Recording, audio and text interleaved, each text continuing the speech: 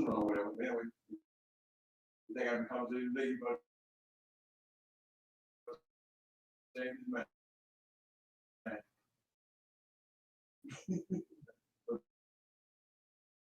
The most the guy like Michael flew and all that. And it's not, no,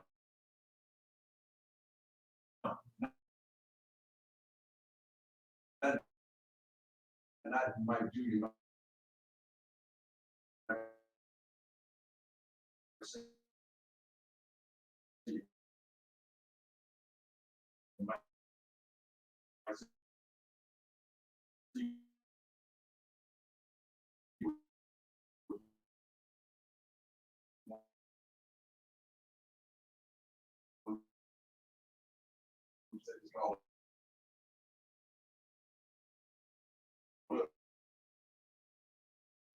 Can't think of that. Peter on Wilder. They said, no, we look at it no later. The early is the first, maybe even later. So some of the guys that even set dates yet. Makes sense. Makes sense. Okay. Here we go. Oh, it's 7 o'clock. Geez.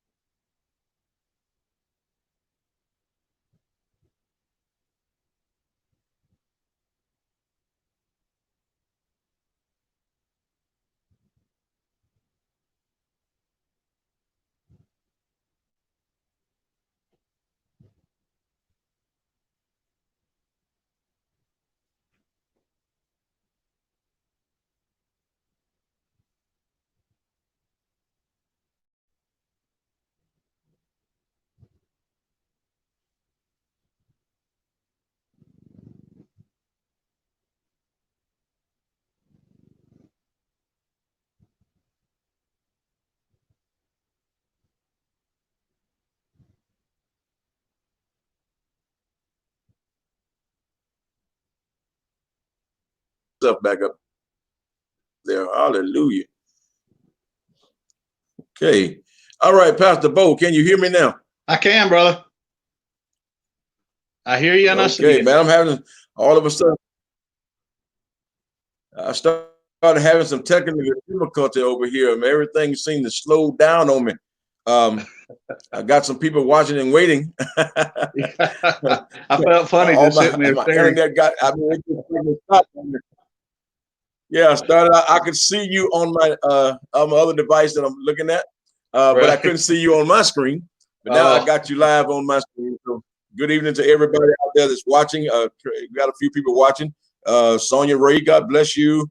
My wife, Rosa Mullen, Lysandra Monique Roberts, and Christy Woods, Gloria Jenkins, Vanessa Owens, Ken Bowie.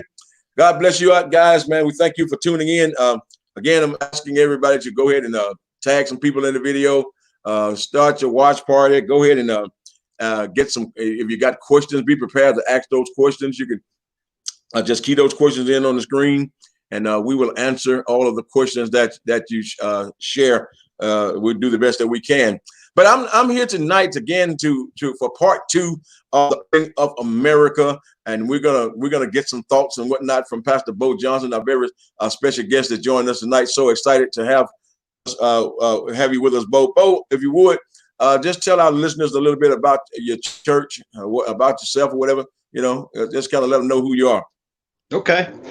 Well, mainly I'm Christy's husband and Hannah, Sarah, Josh, and Rebecca's dad, but founder and senior pastor of Refuge Birmingham. We're on Sweeney Hollow Road in Clay, and also city councilman for the city of Clay, as well as about 10 nonprofit boards I sit on, a few other things, but been doing this for a while now. We just, Mother's Day was 16 years that our church has been in existence.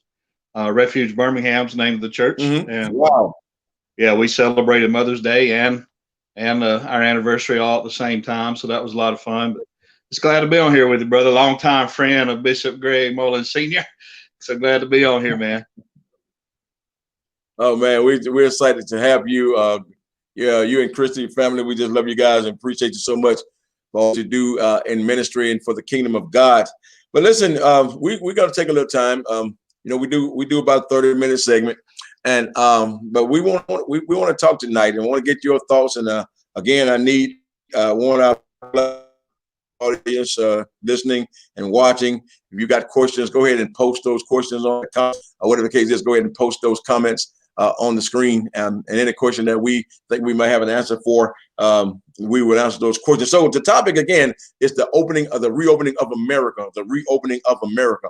Are we ready? Are we ready? So, Bo, I opened the week and I asked those questions out there last week, and a lot of people made their comments, and a lot of people say that they don't think that we are ready, and all of these things. And so where we are now, the church itself has some decisions to make, because as we know, last Friday, our governor came forth and said that the state of Alabama was ready to start opening up, and churches can open now, and we don't have to have the limited amount of people as far as the 9 or 10 people at a service, and also that but yet we still must practice the social distance. And so how first of all, I guess my first question to you is, how do you think that's going to affect let me do that in a 2-part. How do you think they're going to affect the church, and then how do you think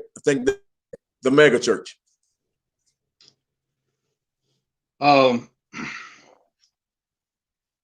tell you, Greg, anybody that their building is 75% full up to capacity on a Sunday, it's going to be impossible to maintain the distance, number one, and especially since children's ministry, nursery, things like that aren't happening.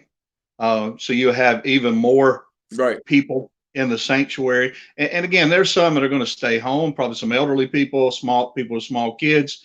So it's going to be hard to judge who actually is going to show up live, like for this Sunday, because there are a lot of churches that are starting this Sunday. In our case, if we had most of our people show up, there's no way, because we have a small sanctuary, that we would be able to distance them and keep those boundaries. So really the only way that I think that you can successfully pull it off, if the majority of your members show up, is if you have a really large sanctuary, and not enough people to fill it. Does that make sense? Yeah, makes sense. Makes sense. So and yeah, yes, definitely makes a lot of sense. So I believe you there, and I agree with you there that it's going to be virtually impossible to keep that social distancing due to the fact of yes. But I think my other concern is this: how do we determine who shows up? Let's say, for instance, in your case, let's say you have a sanctuary, and people are eager to get back to church. They wanted. Some people say, I've been missing you guys. I just want to see you. I mean, we get that a lot as well. And I just won't be glad when we can get back to church. And we say, okay, we're going to open, but based on the size of our building, we can only be at 50% capacity. So then how do we determine which 50% come? The only way that you could do that, Greg, because you certainly can't tell people you can come, you can't come. But under those circumstances, the only way you could do is you'd have to have multiple services, and then you would kind of have to do maybe a A through J last name come to the first service, K through Z to the second. Some formula that would guarantee that you kind of split up the people, because there's really no other way, and you certainly can't pick and choose who comes. So I really, that's the only way that I see it. But let's be honest about something. Is it okay if we're honest on Greg Talk? Hey, that's what the show is about, man. It's opening. Okay. Keep it real. Keep it live. Keep it real. Time. I've been in ministry a long time, not nearly as long as you have, but a long time. I've been a senior pastor for 16 years. There's no way that you can tell me people are going to show up for a church service and they're all going to follow these guidelines. Greg, people are going to be hugging each other. They're going to be shaking hands.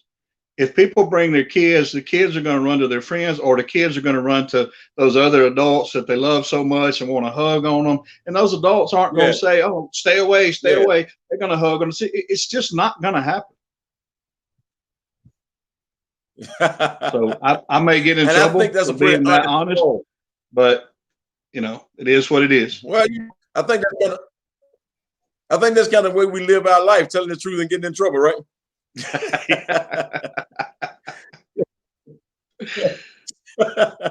So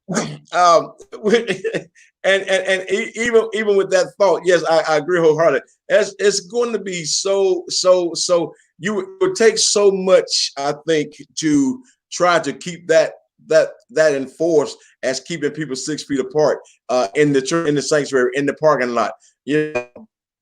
You really would need a larger security team than you got of members coming into the church in order to try to make that happen.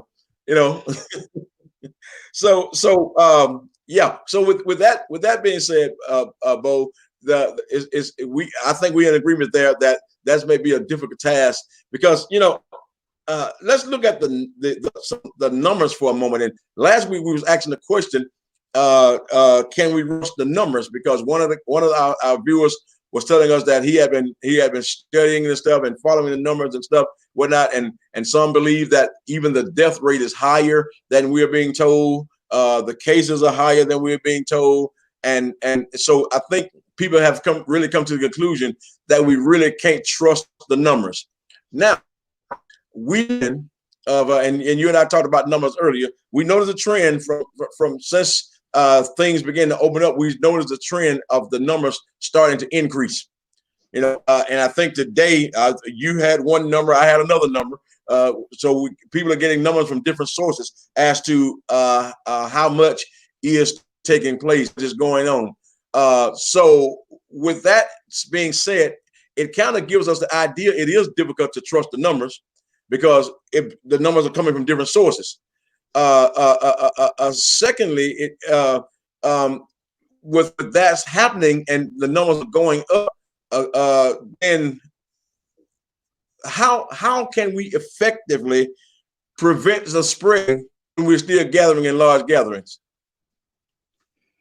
Greg, I don't know. And I know this has been frustrating for people. I know folks that were furloughed or laid off, or maybe had the type of business that just couldn't do any work during this time, maybe sales.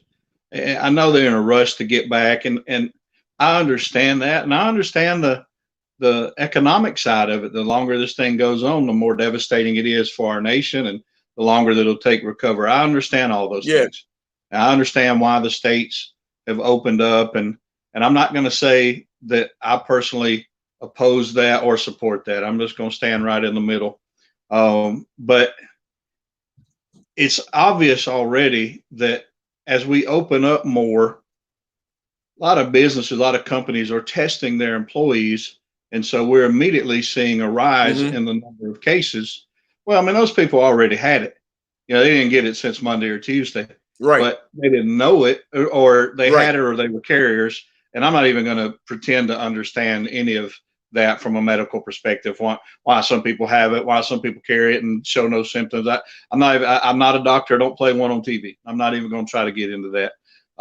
But no doubt the numbers have gone up. We've had several deaths in the state, and so it's such a slippery slope, because if you're at your house and you haven't been able to work and you're not sick at all, and nobody in your family's been sick, and City of Clay, Greg, we got 10,000 people. I've heard of 2 cases. So the tendency and the temptation is there to say, well, this isn't affecting us at all. Let's go out. But what if we get in these environments? What if we get in one of our services? What if we or in a small space with a group of people trying to stay 6 feet apart? Maybe it works, maybe it doesn't. Or maybe someone who's a little more susceptible, maybe an elderly person, maybe someone who has pre-existing conditions.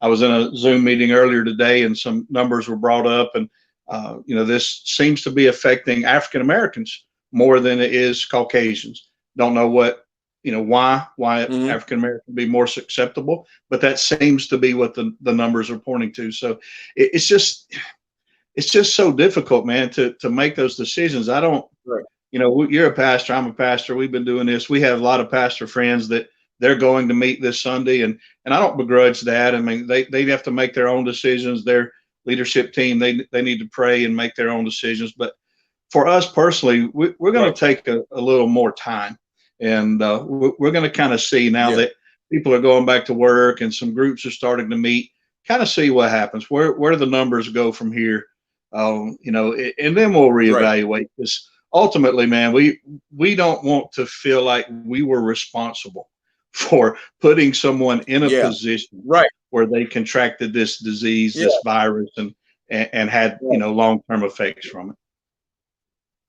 Right. And from a pastoral standpoint, I see what you're saying, because I saw a couple of pastors in one of the counties here in Alabama who actually had members to pass away from that. So how do you tell that pastor that is okay and they contracted it at church? So how do you tell that pastor it's okay to go back and open up the church? And how do you tell those members the same thing?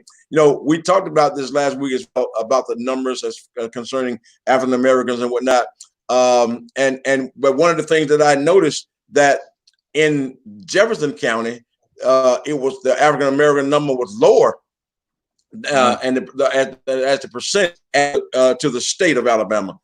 So hey, is that possibly because of testing, or probably because of whatever? But I see one of our viewers, and I do want to get our viewers involved. We want to hear from our viewers as well. And one of our viewers said this, that some of the church require people to sign up to come. So I guess that is a first, in a sense, not a first come, first serve basis, but a first sign up, first come basis. So everyone have to figure out a strategy, I do believe, of what's going to work for them. So. Exactly.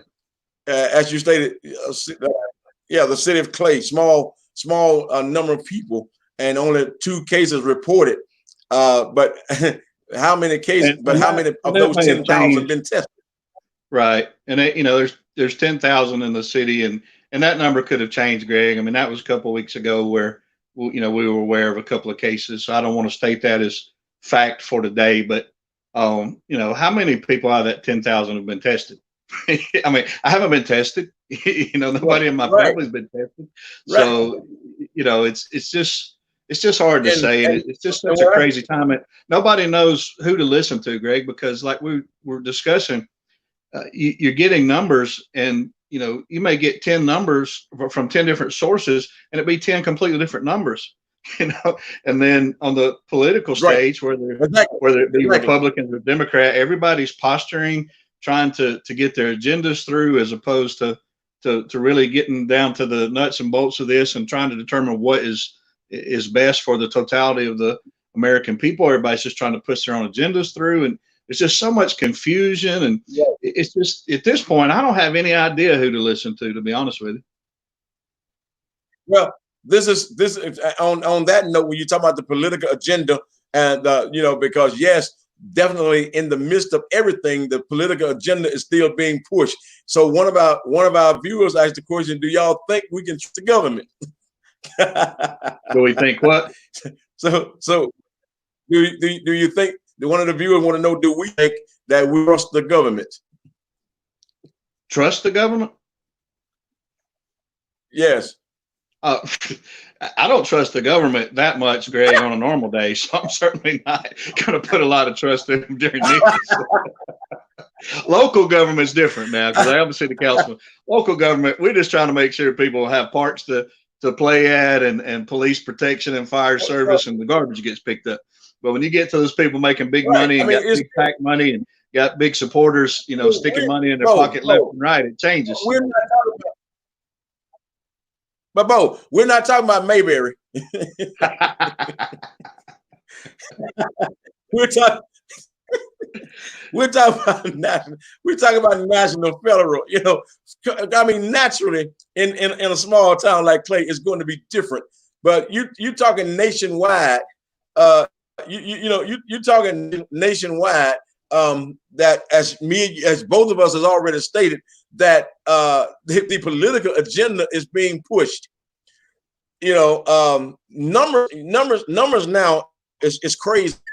A few months ago, everything was at an all-time low, and now everything is at an all-time high as far as and things like that. Is now the government is telling us that the numbers are worse now than it was in the Great Depression or both World Wars, and more people have been lost, more lives have been lost in the United States as well that has been lost in these wars to this to the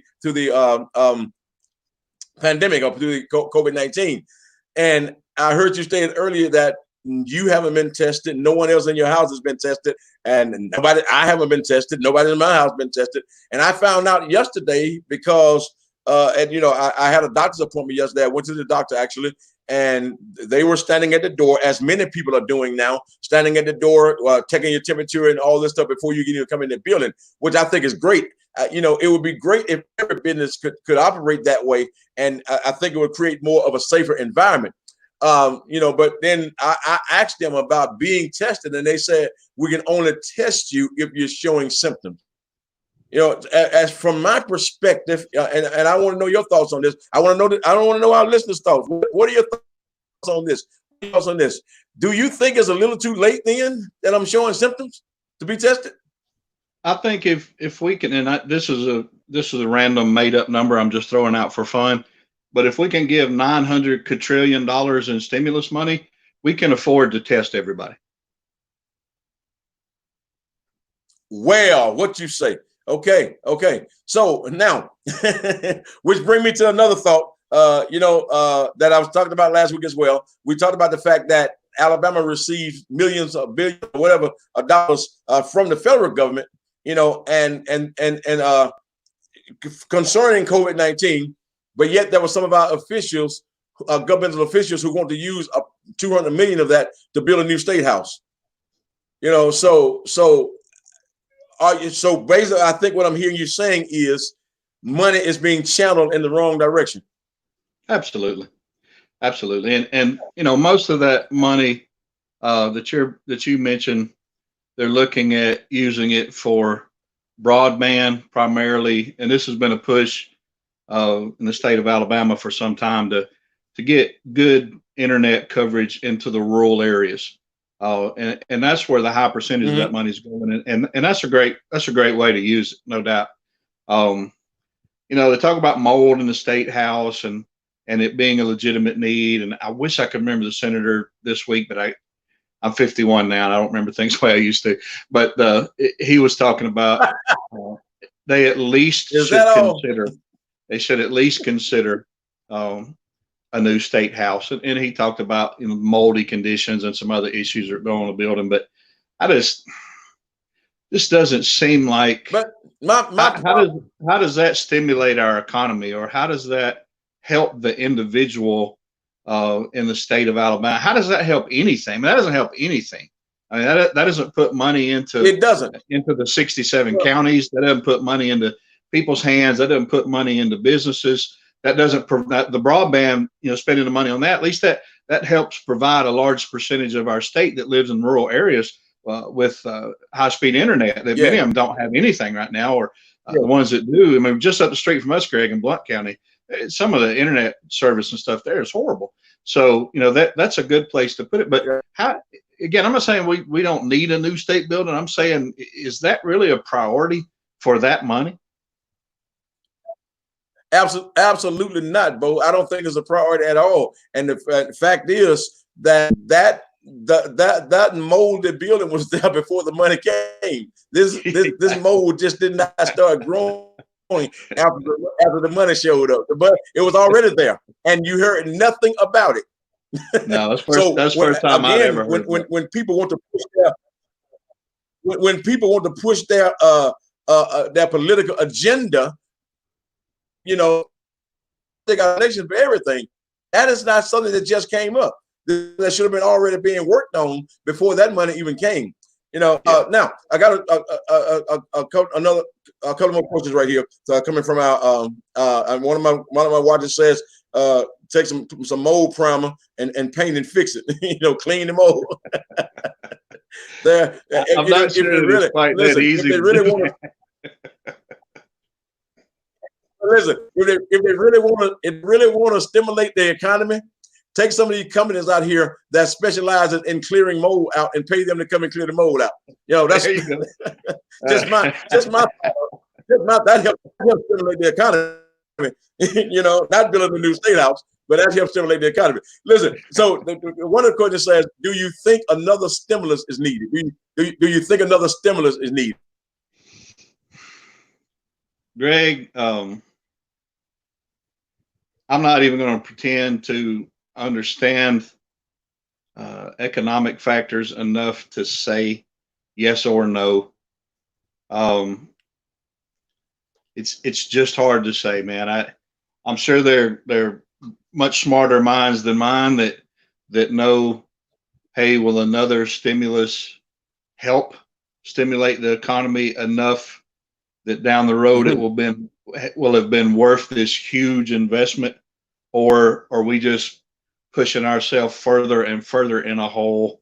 It's just hard to say. Yeah, I feel you.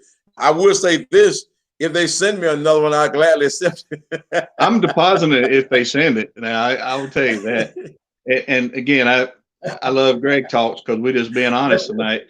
It would be better, I feel, Hey, we just if we could specify who that money goes to, meaning people that have been able to work their jobs this whole time, that have normal income, they haven't experienced any kind of lack, they haven't experienced any kind of loss. Things have been normal for yeah, them. You know, maybe not in regards to a stimulus, but maybe those who business owners, maybe they've lost their business, lost their jobs, and didn't get that elevated unemployment during this time. You know, maybe in those cases, yeah, let's get some right. stimulus money into them to help get them out of the hole and allow them to have some money to put back into the economy. But again, it's just that's a hard one. That's a Right. hard call. It's tough. It's definitely a tough call. And I would, and in fact, if I had to answer that question, I would think I would say it like this. And I think this is kind of what you're alluding to is for yes, for some no, but there's no way really to diversify that as to who needs to be eligible for it. Very difficult. The question that went through my mind, the question that went through my mind initially was where did all this money come from?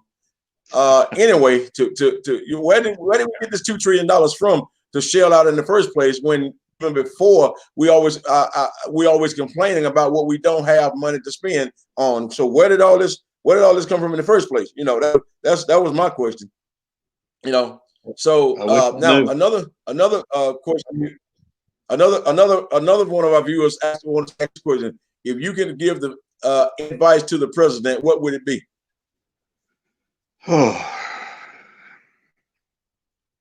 Pray. Yeah, got you. What a thankless job that is. I mean, anybody in any role of service-oriented leadership understands that you don't serve because the people are going to appreciate you or love you or respect you. Because let's be honest, most of them aren't going to. And where our nation is now, we're a divided nation now. We're 50-50. We're 50 people that are bent conservatively, and 50% of our people that are bent liberally. So we're down the middle. So it doesn't matter. I mean, my advice to him would just be, number one, pray. And then number two, continue to surround yourself with others who don't want anything from you, but that will pray for you and pray over you. Jesus, that's good, Bo. That's good. A reporter actually asked me this question, this section, in the sometime in the 90s, between 93 and 98. A reporter asked me this question. I don't even remember who the president was then. I guess it really is irrelevant, because I would have the same answer for whoever the president is. It really doesn't matter. But they asked a question, and my response was this: take all the other books that you're reading and getting advice from and throw them away, and pick up a Bible and read that, and you can better be able to run this country. Because one thing I've learned is in the United States of America, it really doesn't matter who the president is; he get blamed for everything. Absolutely. It really doesn't matter. It really doesn't matter who he is. Whatever goes wrong, oh my, rainy season, the president need to do something about this. Man, the hurricane hit there and the president is not there. We never consider the fact that he get there, everything is tore up. So, so it really doesn't, like you said, what a thankless job. I applaud any guy for real who holds that office and his hair doesn't turn gray. Because of the fact that you got to deal with something, man. That's a job, man. That's crazy. Somebody said, Lucinda Ayers said, stimulus is needed, and the president need to be more proactive and stop saying we're opening back up. Alabama has not met the first criteria for opening up. Wow, that's good. That's good. So basically, I think what we've seen across the board is a lot of states, especially, we saw Georgia do it real early. There's people are opening up across the board, and the states have not met the criteria that was put out by the federal government in the first place. Hadn't met that criteria to even open up. So I think some skipped phase 1 and gone to phase 3. So right. The opening of America, the reopening of America, are we ready for it? Are we really ready? Some say yes, some say no. Some says, well, I don't know. Some say, okay, you know what I'm gonna do? I'll let them go ahead and open it up, and I'll wait, and I'll see what happens after they open. So it's a catch. It's a somewhat of a catch-22 situation when you look at it. But I believe this, and I believe you probably would agree with this as well.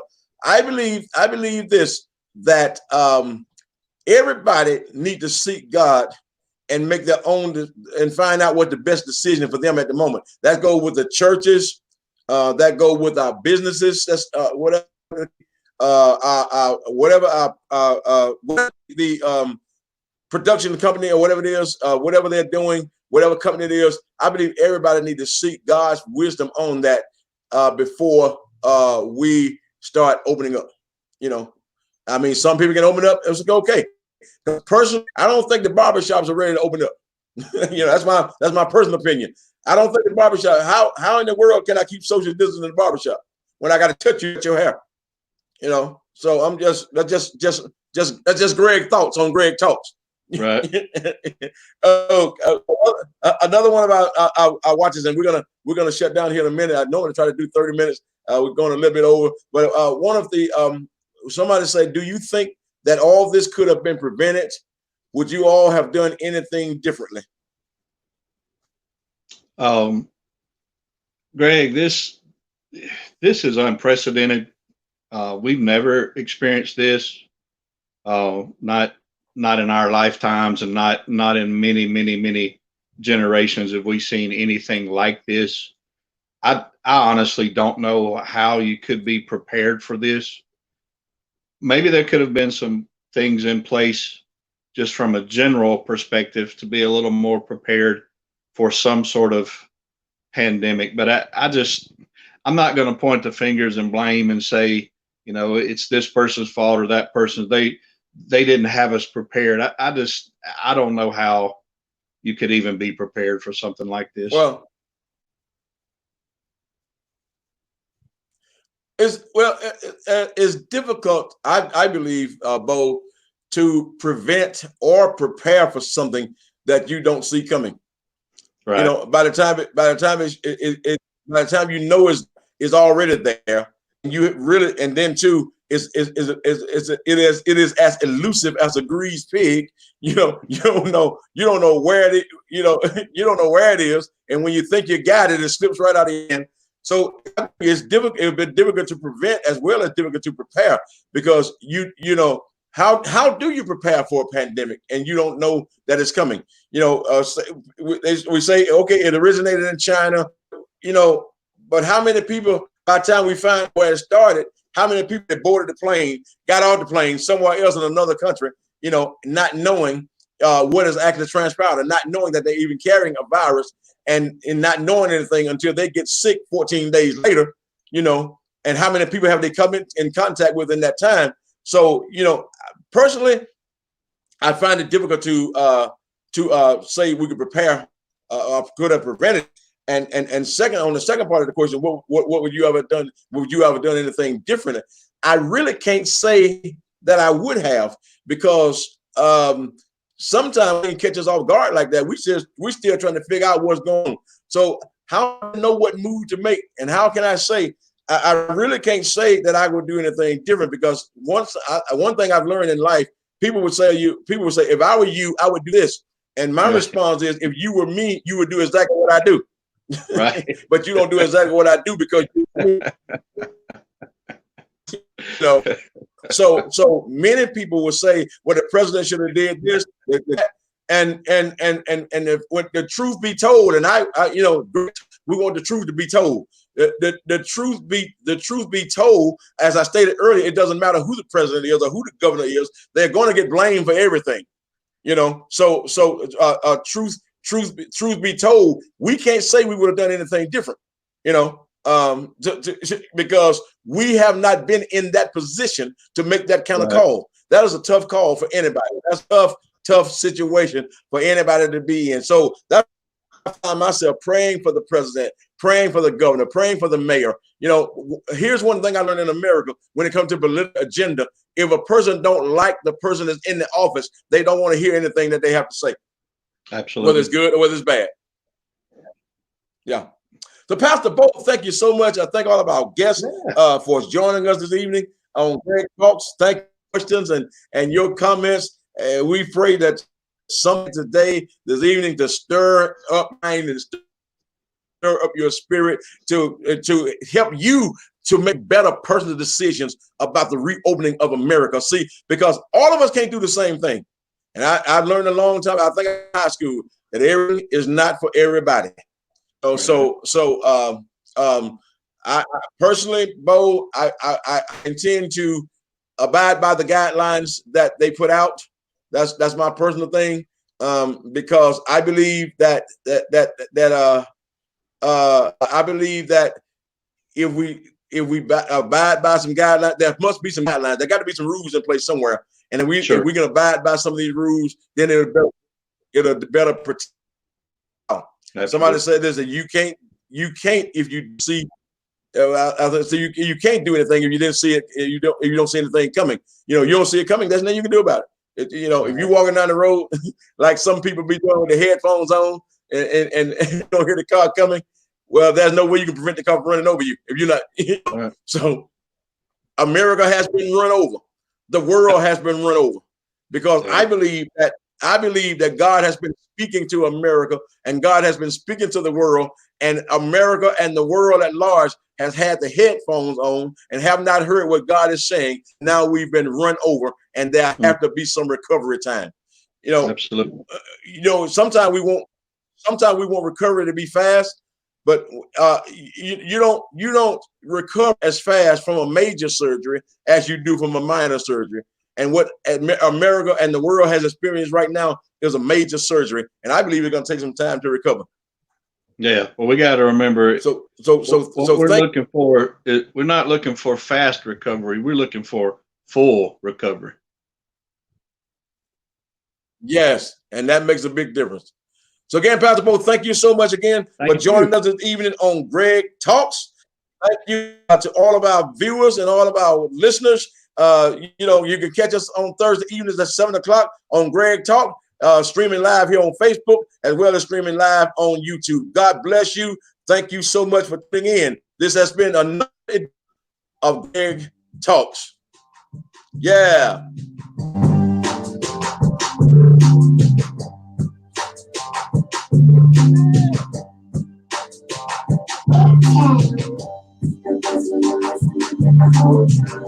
Because we listen to their value. Because we listen to their culture. Because we listen to their value. This is great. This is great.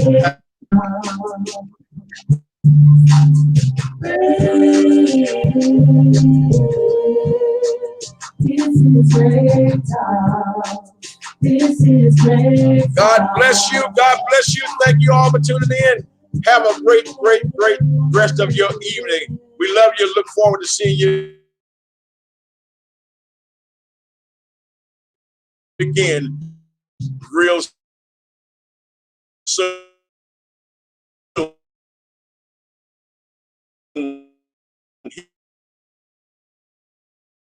Here.